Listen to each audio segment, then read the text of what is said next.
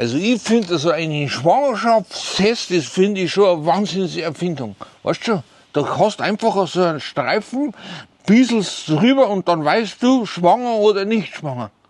Stell dir mal vor, du kannst es mit so anderen Sachen einfach so machen, dass du einfach sagst, ja, das sage ich jetzt einmal drüber und dann weiß ich das. Ja?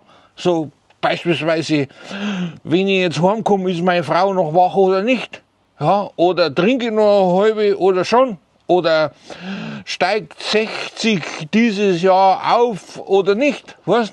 Einfach einmal schnell drüber gesagt und du weißt das. Also das ist schon eine geniale Erfindung. Ich finde schon, stell dir mal vor, sagst einfach drüber.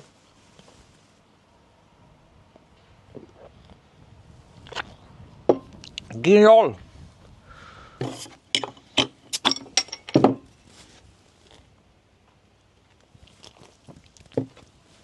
Also, also ich, also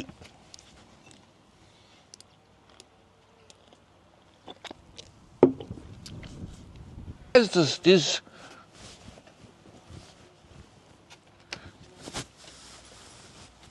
schon super.